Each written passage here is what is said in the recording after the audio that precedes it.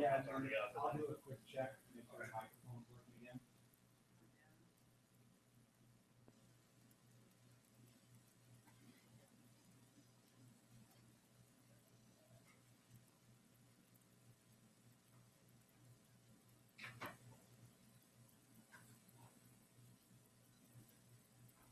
I'm not ignoring you, Catherine. Yeah, no, that's fine. It's not urgent. I just, She's on vacation now. Yeah. And actually, that week she's going out for actually, she's going to be gone for okay. I'm not opposed to, like, I mean, look at the calendar. Yeah. I just don't wanna, I wanna do the calendar. Yeah. So. Okay. Before what COS? I prefer to do it before that. Okay. But like, I'm prepared for the conversation. Sure. Mic check 1 2 1 2 3 4. The date is Thursday, the 18th of December, 2014. This is the governor's public budget hearing. We're at the state capitol in Des Moines, Iowa, for the governor's state public budget hearing. Thursday, December the 18th, 2014.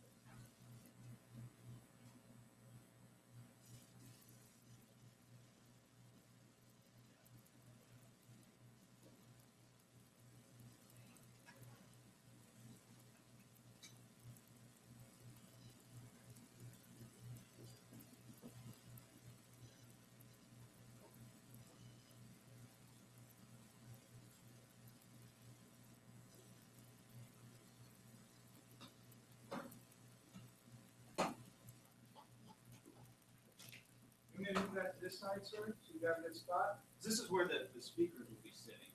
Yeah, So right. you want me to move it to that side so you can record there? No, Or do you want me to pull an extra chair for you? yeah. Okay, I'll get an extra chair. You can have that one.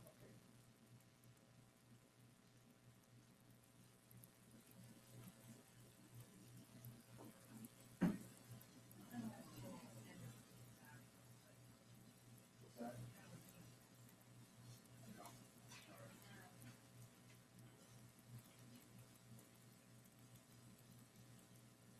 I can give you the quote from the governor. I can send that. I just don't know if the other people adjusted theirs. If you can just send me his quote, and I can just shoot a story. Okay. That'll be fine. Thank you.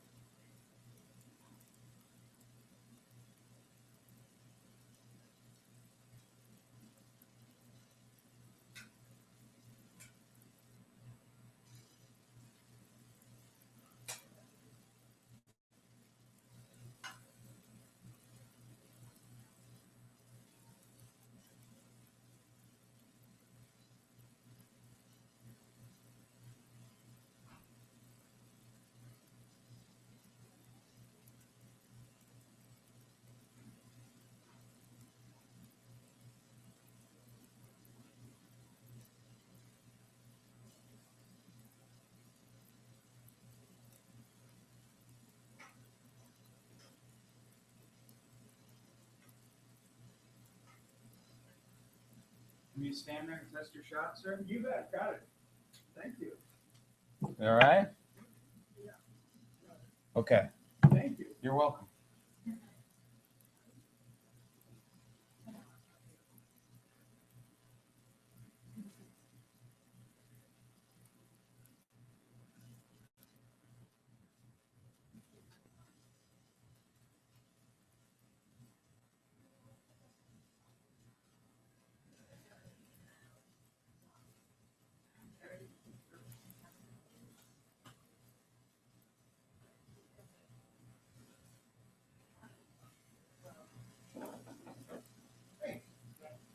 You signed up the first hand already? Yeah. Right, ready to come up now.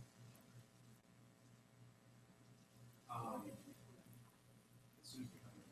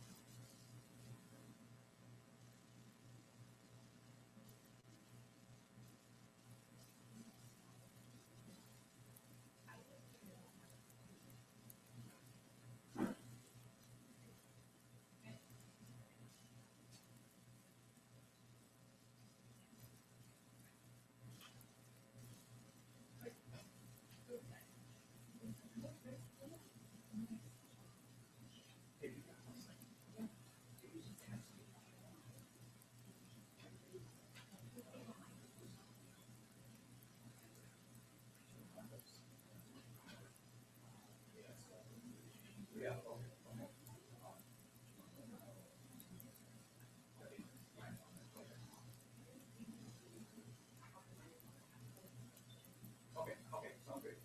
All right, guys. Welcome. Yeah. Hello. How are you? Well, you get the first group. We are broadcasting live. We're a little early. Yeah, we are. We're a couple early. Let's wait. Yeah, we'll wait. Camera is live. We're broadcasting now, so we Okay. get internet connection. Okay. And Catherine and Kay are the big winners. Jimmy, is this really water? It's water. Owner, you did it pretty good. Well, we're a little early. I think, it's supposed to be 4:30. Let's wait till, let's wait 2 minutes. Okay, you're right. Let's do this thing. It's great to be on time, but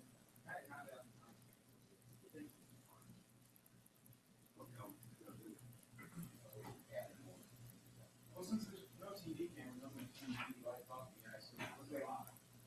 we're good. You're not gonna want it.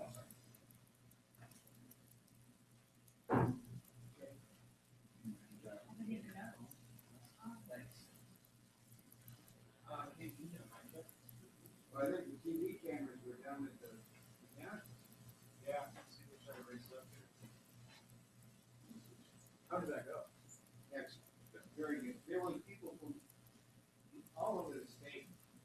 A lot of, business council and, economic development, people from all over. I mean, there are people there from Waterloo and Fort Dodge, Council Bluffs. You ready? Yeah. Or AP News. Yeah, that's right. They were all, very well represented. All right, well, Okay. I'll go get the first group, so we can start right on time. That sounds good.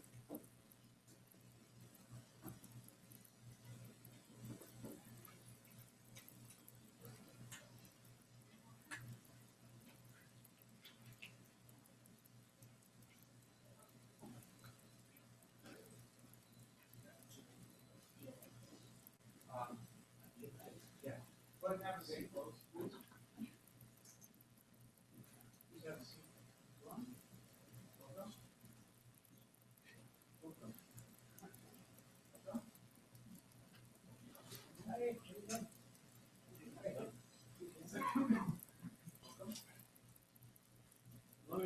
all of you to the governor's office for the public hearing on the budget. We heard from the departments and agencies of state government. I will be presenting the budget recommendations as part of the condition of state address to the legislature for both years, the biennium, on January 13th. But this is the opportunity to hear from the public. You have a list of comments. That's what I'm waiting for. Michael, if you make this list. Okay. I think we have a number of presenters, and we ask you to limit your remarks to 3 minutes.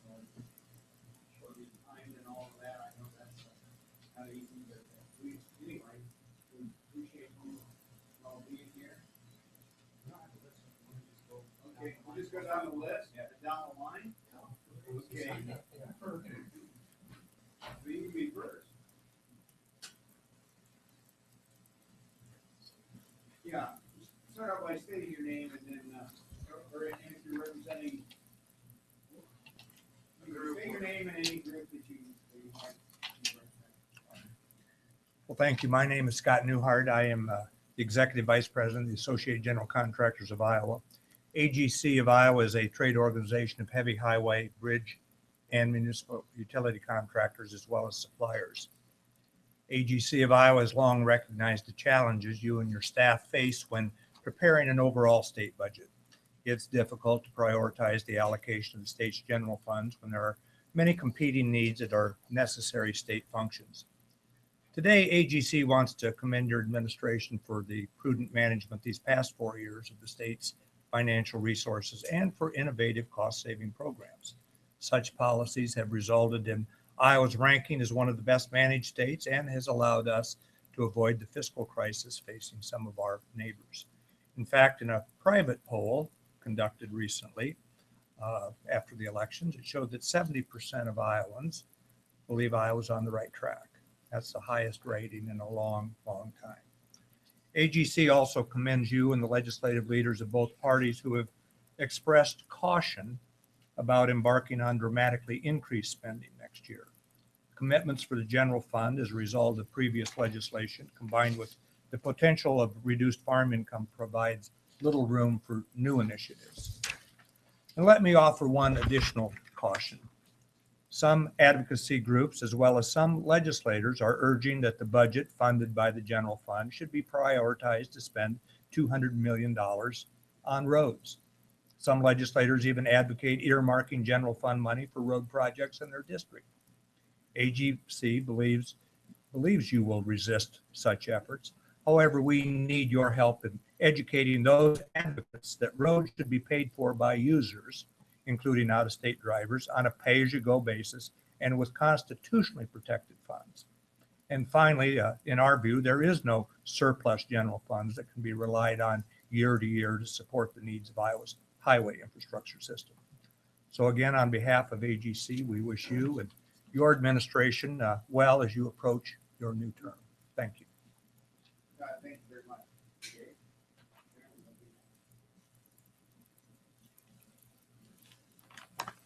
Thank you. I'm Sharon Presnell. I'm the Senior Vice President of Government Relations for the Iowa Bankers Association. And I would also like to congratulate the Governor, Department of Management for being the 4th best managed state in the nation. That's really a great acknowledgement of what you've been doing for the state budget. And frankly, it's a great thing for Iowans as well. Good governance is certainly about balancing tax collections and state expenditures in a way that provides essential services to Iowa residents without sacrificing the state's long-term economic health. And clearly you're doing that. So again, congratulations. And, you know, it's being done at a time when a lot of the other states are really struggling, still struggling with their economies, and Iowa continues to outperform the nation. Since Iowa banks are a reflection of their local economies, steady improvements in the financial health of Iowans also closely correlates with financial health of banks. And in fact, we're seeing that according to the latest quarterly banking profile released by the Federal Deposit Insurance Corporation, or FDIC, Iowa banks continue to show increases in lending, deposits, and frankly, just overall financial performance. So simply put, operating in a state that conducts itself in a fiscally prudent manner is really essential to grow Iowa businesses and to help them prosper and frankly to provide jobs for Iowans, lots of jobs for Iowans. One cautionary note for lawmakers for the coming session is the fact that, and I know you're well aware of this, that net farm income is down significantly. And while our banks report that the balance sheets of their farm customers are still really quite strong, they are saying that cash flows are very, very tight. So that is one cautionary note as you go forward. I'm also a member of the Iowa Taxpayers Association Board of Directors, and I want to commend the administration and the legislatures for its continued commitment to the ITA sound budgeting principles. And there's about 8 of them, and I'm not going to go through all of them, but one I would really point out is avoiding the use of one-time or time-limited sources of revenue for ongoing expenses, and also aligning expenses and revenues in the same fiscal year. Those seem kind of common sense, but frankly, they weren't done for a long time, and that has really gone a long way to making sure that we have a good budget. We also appreciate the administration's ongoing commitment to those principles. We believe having Iowa's financial house in order might also provide an opportunity to thoughtfully and seriously consider income tax reform as a way to further grow Iowa's economy and tax base. Frankly, states with the best tax climates have broad bases and low rates, and this is an area that we think that Iowa can do a little bit better in. And I also think at the end of the day, by doing that, you actually generate more revenue to help us kind of resolve some of our remaining fiscal challenges like Medicaid and funding for state pension systems. So with that, I really appreciate the opportunity to come and talk today, and we look forward to working with the administration in the coming session. Sharon, thank you very much. Next on the list is Jim Kirsten.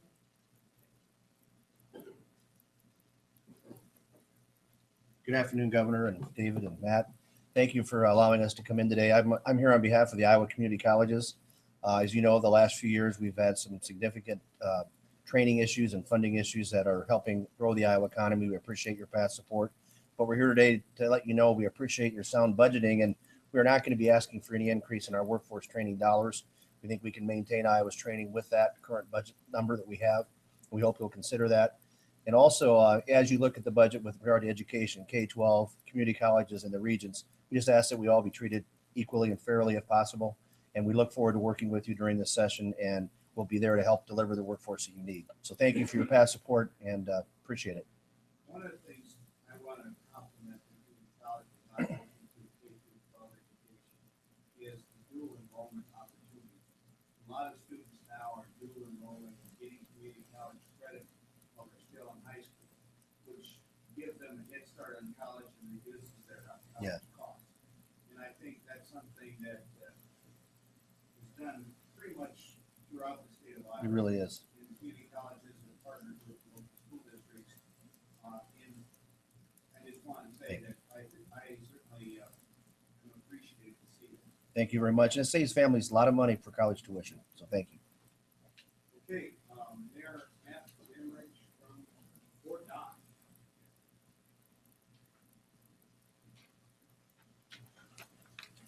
Good afternoon, and thank you for this opportunity to talk to you today. I'd like to thank the governor and the lieutenant governor and their staffs, as well as the offices of the DOT under the leadership of Director Trambino, the IEDA under the leadership of Director Durham, and the DNR under the leadership of Director Gipp for the strong efforts and support for the Fort Dodge region.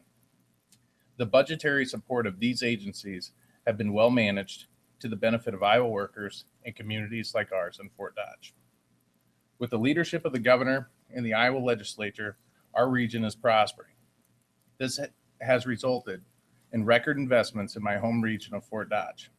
Between January of 2011 and March of 2013, 17% of the total foreign investment and 9% of the overall capital investment in Iowa took place in our region.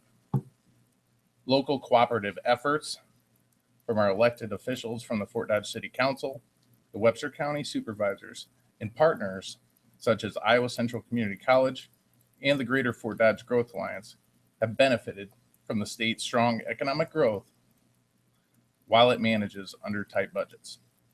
A continued effort by all involved will bring additional growth to our region and to the state, and I believe the efforts made have helped Iowa become a great place to live, work, and play.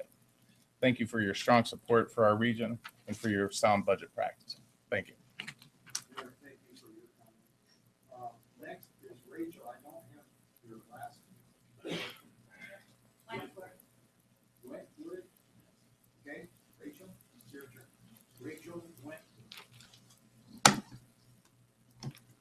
I'm Rachel Wentworth. I'm a sophomore at Okata High School. I'm speaking for Parks to People. I want to thank you for funding this project. I live on a farm that has been in the family since 1853. My brother and grandpa have inspired my love for nature.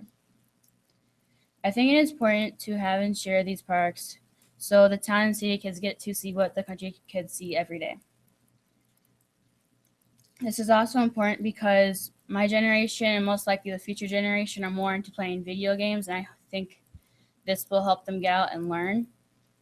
For example, my cousins, they're into playing electronics till they get up and go out. And they got in trouble, so they got their electronics taken away for a week. They were forced to go outside and play, but they learned to love it and explore. And so now they choose to go outside and they love being out there and they want to spend the night outside all the time. And I want to thank you again for starting this project, and I hope you continue to fund it. And I want to give you this picture that I took of one of nature's natural beauties. Thank you very much.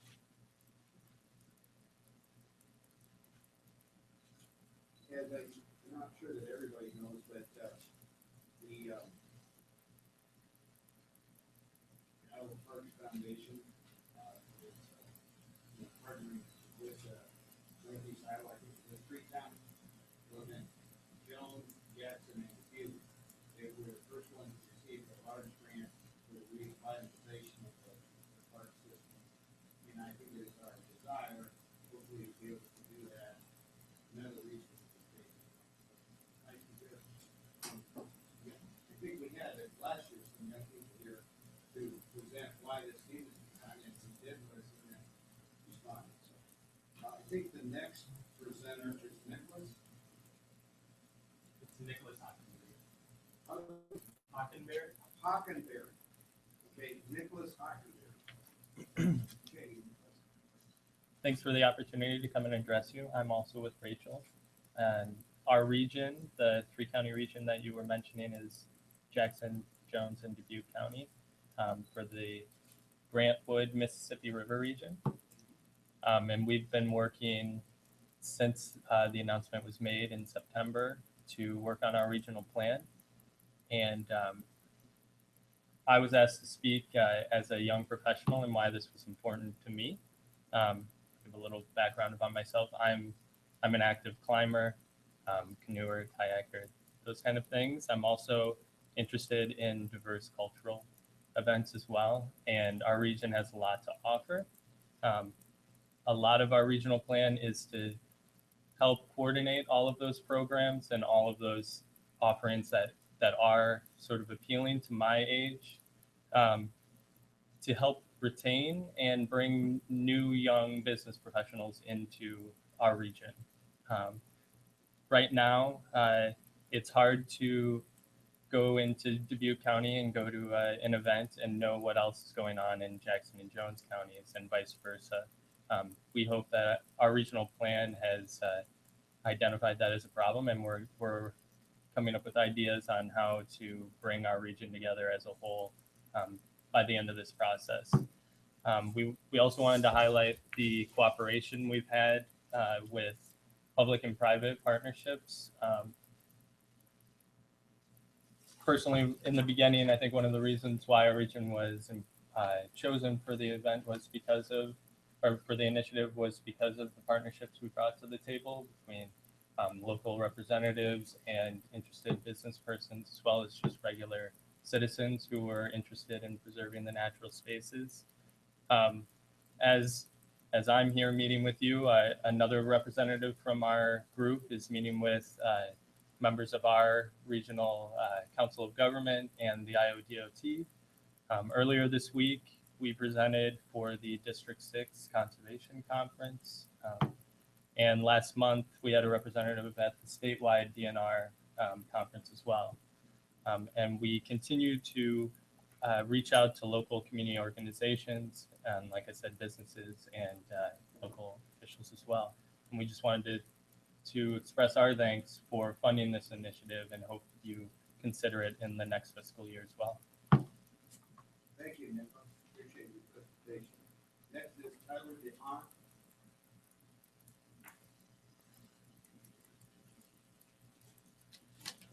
First of all, thank you for your time this afternoon. My remarks are going to be fairly brief.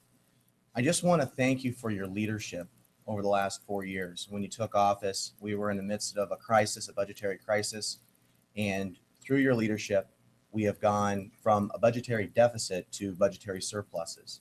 I want to thank you for your leadership on property tax reform. It was very much needed. I would like to see us look at income tax reform as well to help lower the burden on our citizens here in the state, while looking at unique ways to broaden the tax base. Now, there's been a lot of other media reports over the last couple of weeks about the possibility of revenue shortfall over the next 2 years. And we have to make sure we keep our eye on the ball in the fact that we can't go back to the budgetary practices of 2006 through 2010, and instead keep those budgetary practices of only using one-time money, not using one-time money for ongoing expenses, and doing 2-year budgetary plans.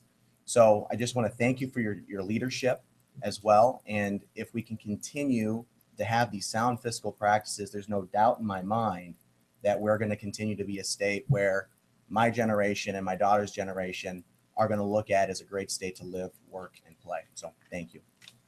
Thank you, Tyler. Susan Cameron.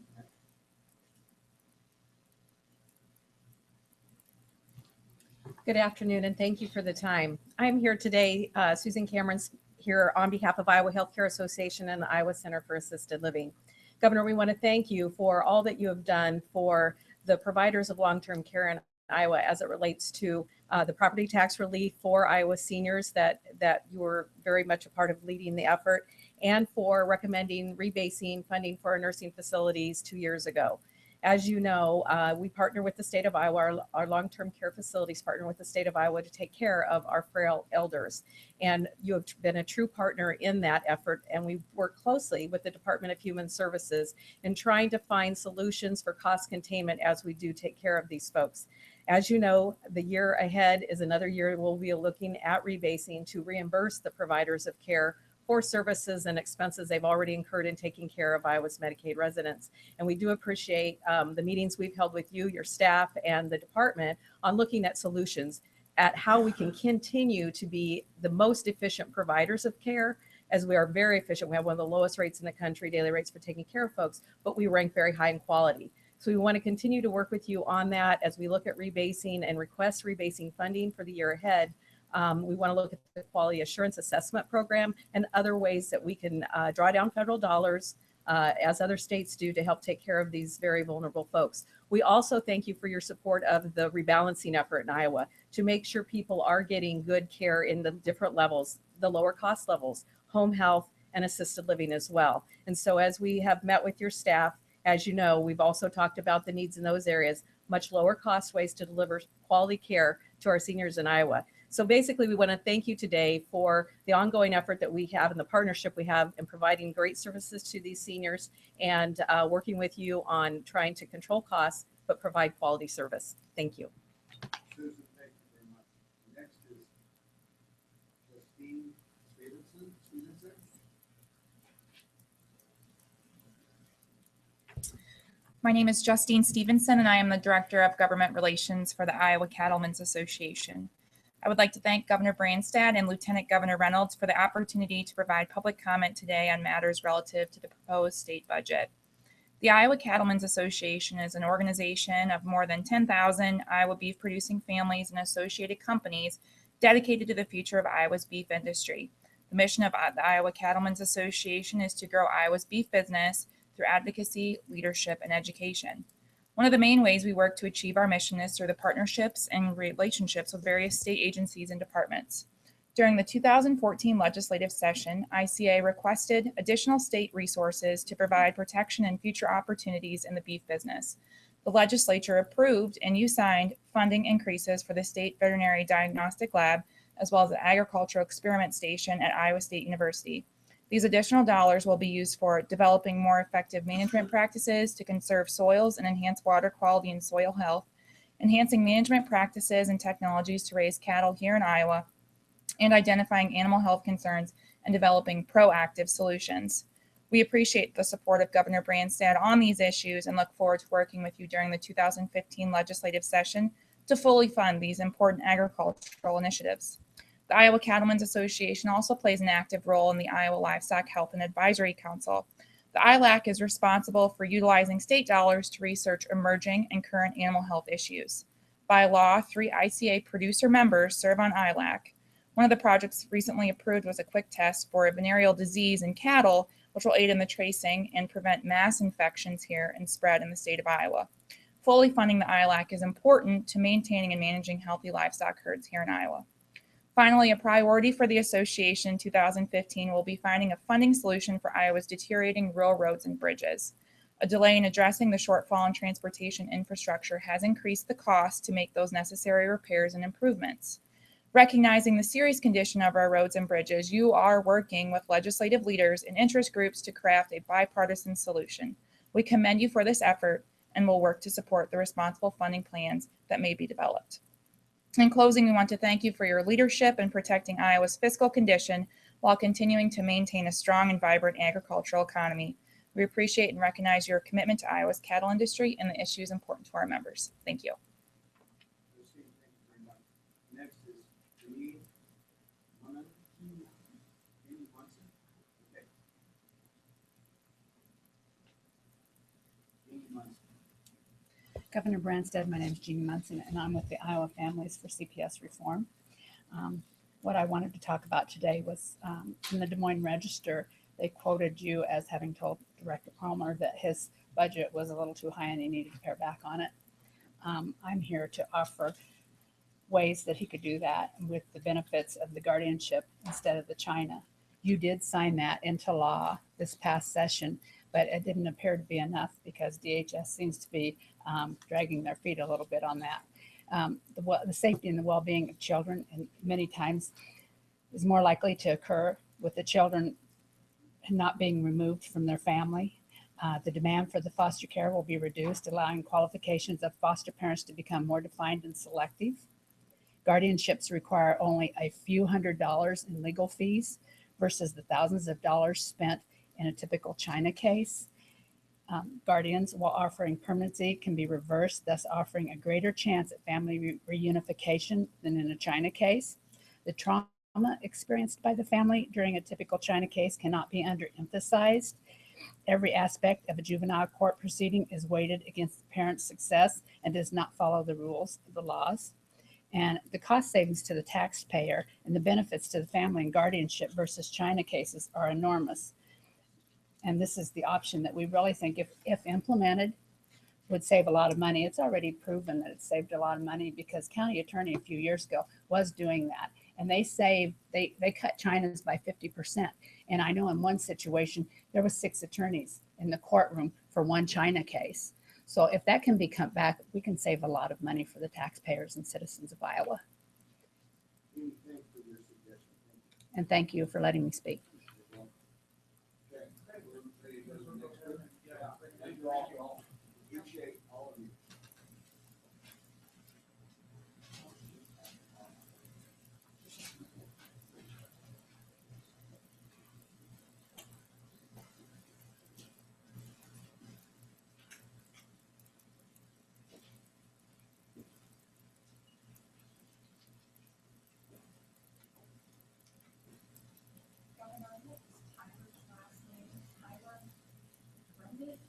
Dehaan. D-E capital H-A-A-N. Tyler Dehaan. It's Dutch. At least I would guess it's Dutch. I think that's a good guess. And I think Jeannie said her name was Munson. And had a mom and yes, SOA, and I had Pamela. So, okay, have a seat, folks. Yeah. Keep going all the way over? Yeah. No, you can sit there, that's all right. There's more, there's seats in the front. Well, I want to welcome all of you to the public hearing on the biennial budget. We've heard from the departments and agencies, and this is the time to decide to hear from the public. And Don Carson's first.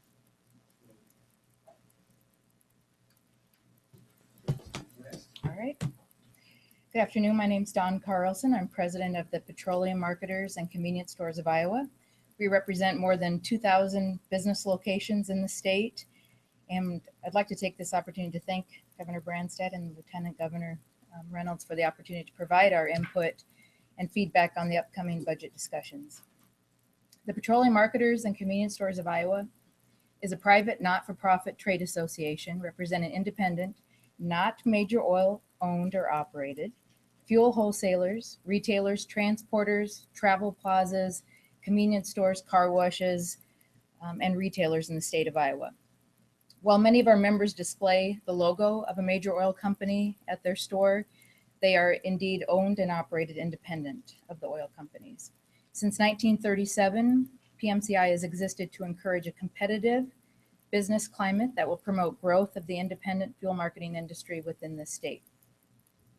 For more than 40 years, Iowa's petroleum marketers have been leaders in promoting renewable fuels by successfully blending gasoline and diesel with biofuels.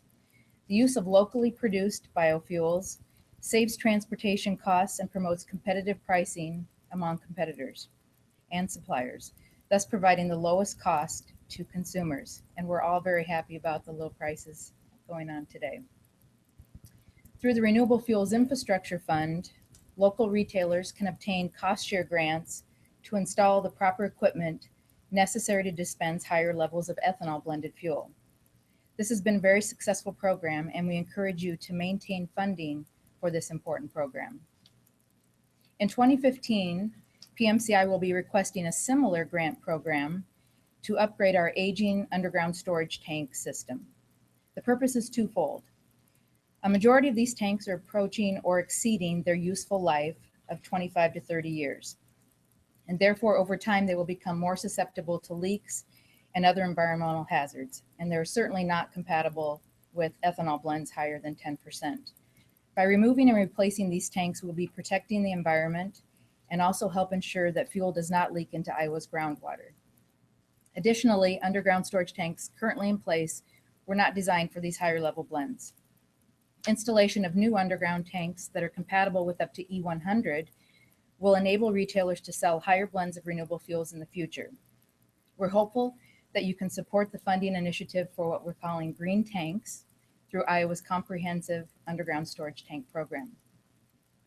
Our members have benefited not only from the commercial property tax relief that was passed in 2013, but also from the pro-growth agenda of this administration. We appreciate your leadership, and we look forward to working with you in the future. Thank you very much. Next is Marty Schwager. Schwager. Yeah. Thank you, Marty. Thank you and good afternoon, Governor Branstad. My name is Marty Schwager. I'm with the Iowa Farm Bureau Federation. Farm Bureau supports a fiscally responsible state budget and would like to commend your administration and the Iowa legislature on their sound budgeting practices during the past legislative sessions.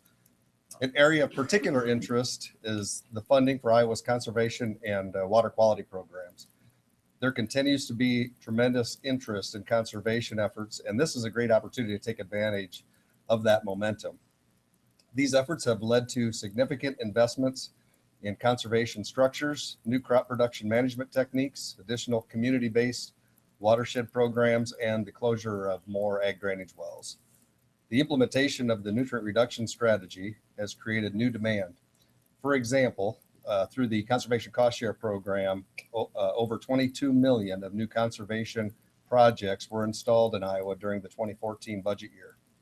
Of that investment, 9.5 million was the state's contribution to the cost share program, and the larger portion was that of private farmer and landowner investment. Last year, 6.75 million was appropriated to this program, and we continue to have a waiting list of approximately 18 million for cost share.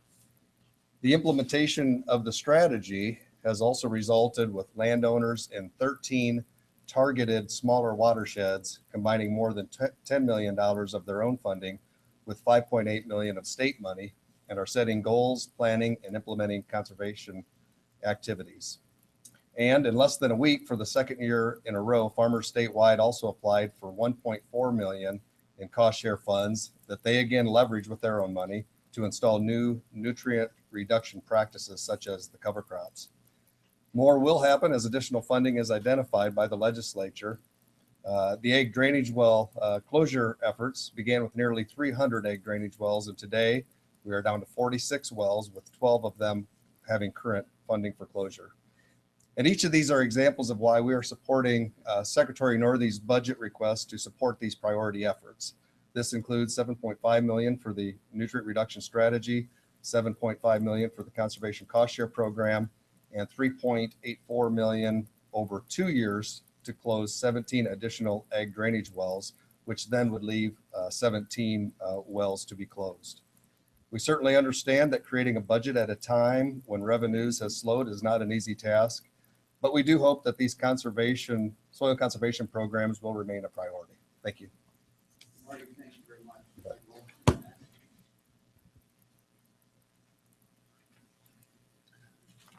Governor, Mr. Director, Mr. Chief of Staff, I'm Mike Ralston with the Iowa Association of Business and Industry.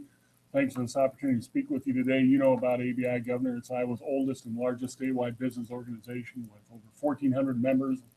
Those Iowa companies employ over 320,000 Iowans. And I'm going to cover three things, and I'm going to be brief because you all know I sound the smartest when my mouth is closed. So let me just say this. Governor, we mean it. Thank you for the work you and members of the General Assembly of both parties have done to develop a sound and sustainable budget. That's something that sounds like a lot of us are talking about. That's a big deal to business people in the state. When they're talking about expanding their business and adding employees, that kind of sustainability and consistency is important. So that's a big deal to us. So thank you very, very much. Second, when it comes to the legislative session that's coming up, our members adopted a set of policies or a set of issues. They coincide with your priorities and with those of many members of the General Assembly. You know, and I think your staff knows well, that one of our key issues is something that was brought forward by the Iowa Department of Revenue a couple of years ago, and that's a further clarification of Iowa sales and use tax exemption for supplies consumed in the manufacturing process. It would not involve a state appropriation, but it would reduce state revenues by about $17 million. This might not be for the year for that. Might be something we need to phase in, but that's something we think the state needs to do to be competitive. So we wanted to raise that to your attention. But the other thing I talk about is that, again, some of those issues that are priorities for you are priorities for us. Workforce is a big deal. There's not a company in this state, no matter what they make or do or where they're located, that isn't looking for workers. So the kinds of policies you have that develop Iowa's workforce, which is the best anywhere, are really important to us too.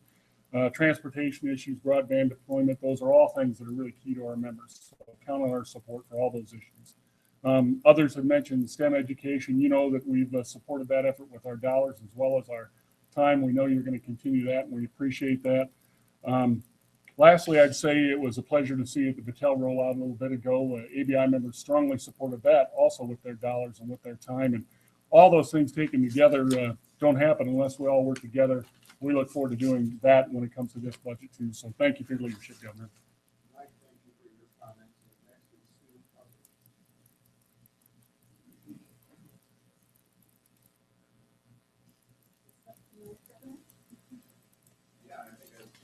Hubbard. I think you told us to make that. First of all, thank you very much. My name is Sue Hubbard. I'm from Des Moines University. We have an opportunity to make Iowa communities vibrant by ensuring that they have the healthcare professionals needed to keep their residents healthy. This is a quote, Governor, from your 2013 State of the State Address. We want to thank you for the forgivable loan money. As you know, this past May, we were able to award the first 4 recipients at Des Moines University, and you were there to present that to them, so thank you very much. We are asking for your continued support. We would appreciate being fully funded at $4 million. I know if we look at the financial information from the Revenue Estimating Conference, and I'm sure it's correct because Dave Roeder calculated it, now's the time to increase the dollars, obviously. We have an extreme shortage of physicians today. If you look at our 99 counties, 73 of them currently need more family physicians. And according to the Iowa Medical Society webpage, at least 44% of our Iowa practicing physicians are over 50. And we know from surveys that as physicians age, they would prefer to ease into retirement. Now, I know, Governor, you're familiar with this first map, and we're very proud of this. This is where all of our graduates from our 3 colleges are located in the state of Iowa. Of those, however, the more startling and alarming concern that we have, and I'll bring this up to each of you so that you can see it. But as you know, Governor, we know exactly the ages and everything of our graduates. And here's a map for you. You can see in red exactly what the concern is that we have throughout the state. There are many of our counties that have physicians who are currently 55 or older. Now, I know when Lieutenant Governor, and she were here, she always points to this area of the state where she is from. And she was so pleased to see the populations that we had of physicians in this sector. But if you look, currently, every one of those from the area where Lieutenant Governor is will be retiring at some point in the near future. So time is of the essence. There are no guarantees in the future what happens with funding, but we would respectfully request if you could increase this to $4 million, which was the targeted amount, so that we would have 10 students from the University of Iowa and 10 from Des Moines University. Obviously, we also appreciate your support of graduate medical education and hope that that continues. So thank you. Thank you, Sue. Thank you very much. Next is Jamie Miller.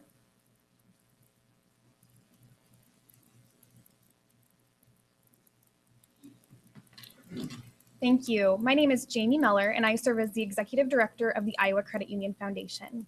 And as you know, the Iowa Credit Union Foundation, our flagship program, is the Individual Development Account Program, also known as the IDA program. And I know, Governor Branstad, we've met with you and several members of your team regarding the IDA program and the value of financial literacy and asset building among low-income families in Iowa and families of modest means. And thanks to the support of the state of Iowa, we have had 170 families successfully purchase assets for independence. And not only did they purchase assets for independence, but they received tools toward financial well-being as well. So financial literacy, habits of savings, those types of skills they're learning through this program. Right now, we have 86 savers who are still saving and ready to go to make their asset purchase. That includes home ownership, microenterprise, going back to school and finishing a degree, getting a certification, and then vehicles. As we know in this state, transportation is always a challenge, especially for those families who struggle financially. So right now, we have about 190 individuals and families who are on our wait list, and we are hopeful that we can continue to fund this program through the state fund support. The statewide funding through the state of Iowa allows us to apply for federal matching grant funds. And what that means is we can serve more families who are working toward financial independence and financial well-being. So thank you so much for your support of financial literacy and the value that you see in financial literacy, and appreciate your consideration of our request for $500,000 for funding for IDA families. Thank you.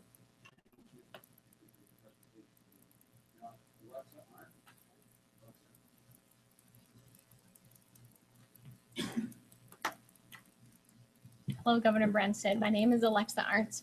I am from Iowa City representing the Epilepsy Foundation. I have a 2.5-year-old son named Jack who has epilepsy. My family just recently moved to Iowa a little bit over a year ago, and we knew pretty much nobody. We attended an epilepsy support group in Iowa City, immediately found a community where we knew we felt at home. About a month and a half ago, I was actually hired as a service coordinator for the Epilepsy Foundation Iowa, and now I'm able to help families like mine who need support and education related to epilepsy. My colleague Roxanne and I help provide services for the 30,000 Iowans who live with epilepsy. I'm here today to thank you for your support and ask you for additional support in Ep 16. The Iowa legislature has provided funding for the last 8 years for epilepsy education and support. We're sensitive to the current budget restraints, so we're asking for a level funding of $150,000 for F16 so we can continue to provide services for individuals and families like mine who are affected by epilepsy. Throughout the year, we supplement our programs and services with several fundraisers, many in-kind donations, and other contributions. While small in comparison to other statewide nonprofits, last year's funding from Iowa State Legislature leveraged additional funding to assist us in hiring me to work part-time with my counterpart in Des Moines. As a reminder, the mission of the Epilepsy Foundation is to stop seizures in SUDA, which stands for sudden unexplained death in epilepsy, to find a cure and overcome the challenges created by epilepsy through efforts including education, advocacy, and research to accelerate ideas into therapies. I'd like to remind you of what we accomplished last year in the past fiscal year. We coordinated the statewide Hope on the Horizon conference featuring clinicians and other epilepsy experts from around the state to educate and connect with over 148 individuals and families affected by epilepsy. We conducted 83 seizure trainings around the state to over 2,000 people, including numerous school personnel, nurses, first responders, and many other community organizations. We facilitated 55 support groups to over 700 individuals throughout the state. We exhibited at 27 health fairs to provide education to nearly 6,000 individuals. This program is the only sustainable epilepsy service in the state and the only resource available for individuals and families needing these services. This program saves the state of Iowa thousands of dollars by preventing emergency room visits billable to Medicaid, preventing unemployment or underemployment in persons with epilepsy, and saving lives in persons with uncontrolled seizures. Iowa needs to continue to provide services and support to those living with epilepsy like my son Jack. We're here to help them and improve their quality of life. Thank you for your strong consideration of level funding of $150,000 for epilepsy services in F16. Appreciate your time. Thank you. Jeff Lauer is next.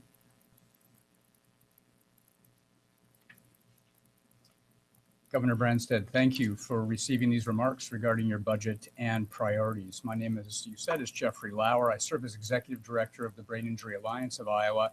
I also chair your Iowa Olmsted Consumer Task Force, and thank you for appointing me to the State MHDS Commission. My comments today are focused in one area of the Health and Human Services budget, and this is in reference to the Medicaid Home and Community-Based Waiver Services Program.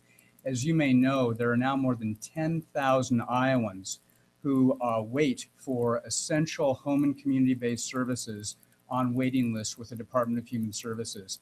In speaking with your staff over the past years, they've asked for our proposals on how to manage this, and we have two requests for you.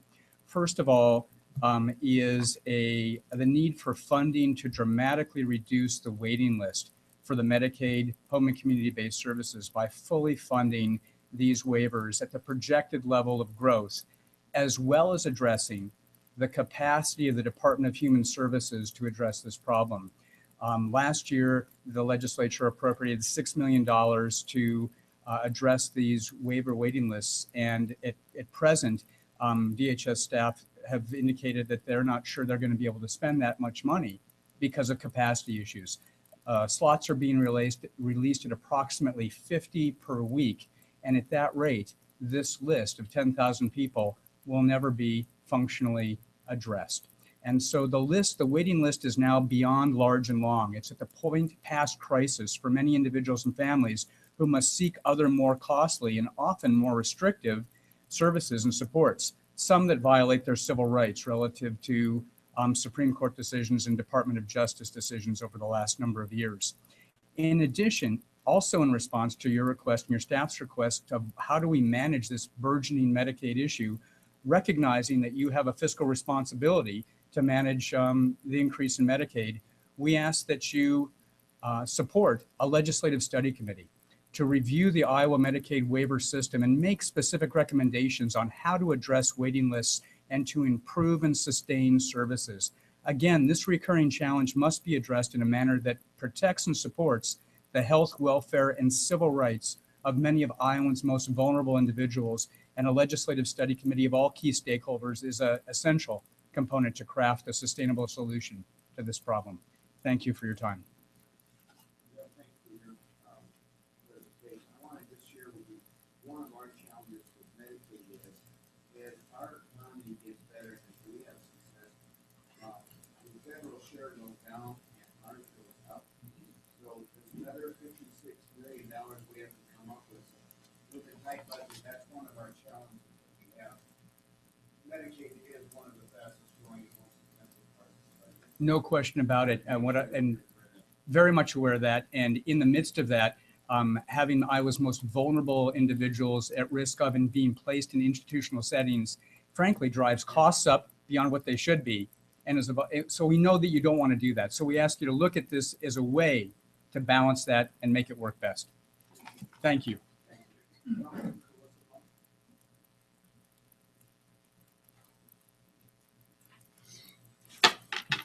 Governor, thank you and your staff for your time today. My name is Tony Colosimo. I'm a secretary on the board of Keep Iowa Beautiful. We've talked to you and your staff a number of times this summer about what we do at Keep Iowa Beautiful, and would like your consideration in our program called Jumpstart Rural Iowa. Jumpstart Rural Iowa is a great program. As you know, Governor, over half of Iowans live in small towns of under 10,000 people. And that's one of our things we do with our program is identify these small towns and help them where they can't be helped.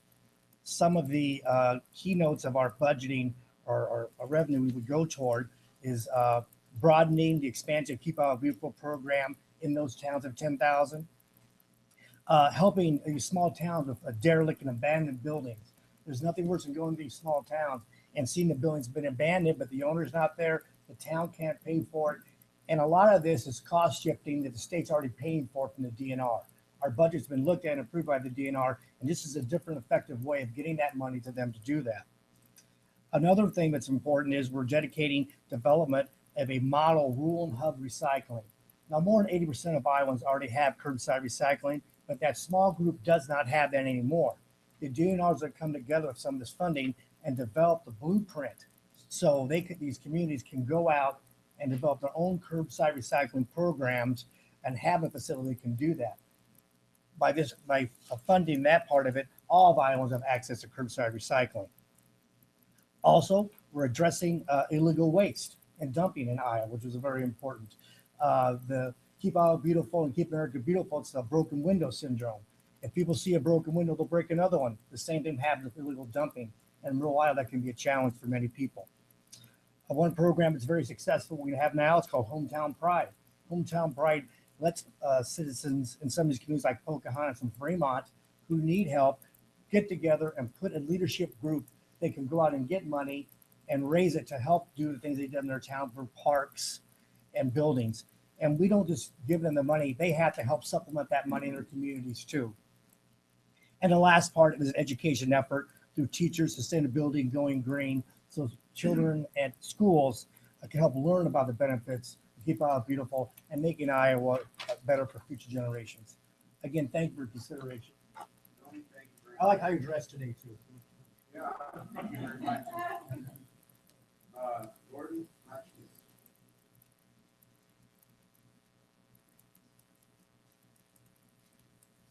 Well, thank you, Governor Branstad, for giving me a few minutes of your time. I have no claim to fame like many of these other folks, except I'm a lifelong resident of the state. I don't like to see money wasted.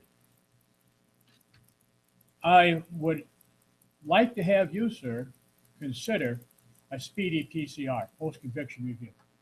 Because I'm going to tell you why. I'm replacing June Rummelhart, who was supposed to speak here. And I've been given this. I'm speaking in her place. She couldn't come because of the prior commitment. In 2008, her kids were taken away by DHS. They were never returned, were placed in foster care. She was a fit mother, no charges were made against her. And it wasn't a voluntary thing. Her children denied any abuse ever happened and begged in letters to juvenile court to be returned to their mother, which they weren't. Now, this man did not get proper representation in criminal court. It's the worst court I've ever seen. It's a total kangaroo court, including the judge. Now, sir, He's been in the jail over 6 years waiting for PCR and he can't get it because there's no such thing as a speedy PCR in the state of Iowa. And it's such a simple rewrite. I could do it, and I know nothing about the law. Last year I was told, gee, it's election year. This year I'm hoping that you and the legislature will do something about that, sir. Because So, just so I'm sure that I understand, we have a speedy trial requirement for criminal. You're saying we don't have anything for post-conviction release. Release or review. I thought it was review, but it could be release. Really, I guess. Post-conviction relief. Relief, okay. I'm sure what the person would love is to be released. Well, I thought it was review, but be it as a, because I don't remember sure, but you're right, I'm sure. But sir, No, I'm not sure that I'm right. But I want to make sure I understood what does it? what you're asking. What does it cost to keep an innocent man in prison for a year and 6 years, and plus take his kids away from him for having never done a thing? This is an issue before the court, correct? If he's been trying to get PCR for 6 years, sir. What I'm trying to get at is what area, is this administrative or is it in the court system? It's your area because you make the laws. There's 3 branches of government. I know, I understand that. And let me just say, I do appoint the judges, but I do hear a lot of concern about how slow it is to get decisions in some of the courts. And I can tell you that when I interview somebody for judgeship, one of the big things I'm interested in is them making decisions in a timely basis. Because there's an old saying that justice delayed is justice denied. Absolutely. I think that's what you're getting at. And so I'm very sympathetic with what you're saying, but I think it is really an issue in the courts. No, sir. But, well, that's not to say that the legislature and the governor couldn't have a role in putting provision in the statute requiring more speedy resolution. But I want to make sure that I understand. Yeah, that the courts make law, sir. No, they interpret law. If you Well, that's the way it should be. and yeah, I understand that concern too. If you and the legislature would just simply change it to say if there was anything wrong with the criminal trial, they deserve a speedy PCR, and give it to them in 45 days like you do the criminal trial. It's a simple rewrite, and that would save us a lot of money. You've already kept him in jail 6 years. Okay, I think I understand what you're asking for, and I'm asking for government to do that. right. Well, Okay, I hear that. Thank you for your presentation, and now we'll go to Julie Randa.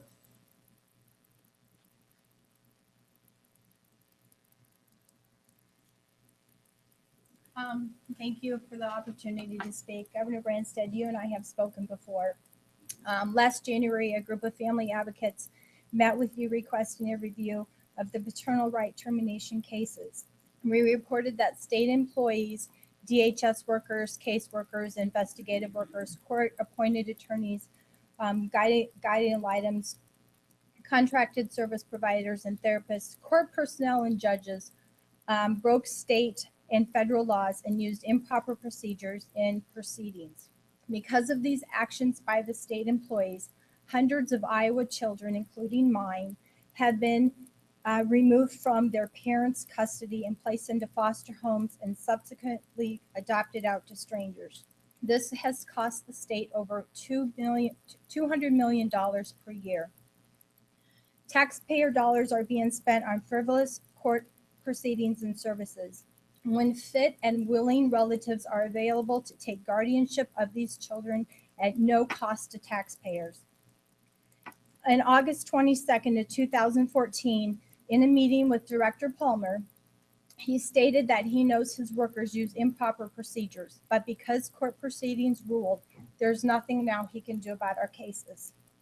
Vern Armstrong has stated that DHS has no quality control over their employees' work, plus the social workers have immunity in a court of law. Our cases were based off of those improper procedures. There has been no review of our cases or changes to DHS policies or procedures. Financial incentives for rooting children out children abuse actually encourages agencies to make false accusations against parents to tear families apart. Children are being taken from families prematurely or unnecessarily because the federal funding formula gives states strong financial incentives to do so, rather than provide services to keep a family together. The National Coalition for Children Protective Reform reports that all the help goes to foster and adoptive parents. The only families that the federal government doesn't help are the birth parents. And DHS reports that it costs $14,539 to put a child in foster care for a year. Why doesn't the state just ask willing relatives to take guardianship? The safety and well-being of children is many more times likely to occur when children who must be removed from the parents are placed with relatives or friends. Studies show that children suffer greatly in foster care. The demand for foster care would be reduced, allowing qualifications for foster parents to become more defined and selective. Foster care should be a child's last resort. The focus of caseworkers can then be placed on family services and unification rather than court proceedings. China cases require that caseworkers play a dual role, conflicting roles. There are a mini prosecutor and another as a social worker. This new focus will create a less adversarial relationship between parents and a department with the goal of differential response, thus making parents more likely to comply with recommended services, which will lead to family reunification. Guardianship only requires a few $100s in legal fees versus the thousands of dollars spent on China case. So I am not asking you for money today. I'm asking you to give these kind folks money and reduce the federal budget. Guardianship offers permanency. It can be reversed, thus offering a greater chance at family reunification than a China. China cases are subject to federal time limitations in order to receive funding. These time limitations can work against parents, when sometimes all that is needed for family reunification is extended time for services. Okay. I'm just asking you to use your executive powers and make guardianship instead of China. Give us our families, our children back, and implement the guardianship program. Thank you. Very much. Okay, our last presenter is John Hartman. Governor, I work with families who have difficulties with the Department of Human Services and sometimes get that unfriendly knock at the door.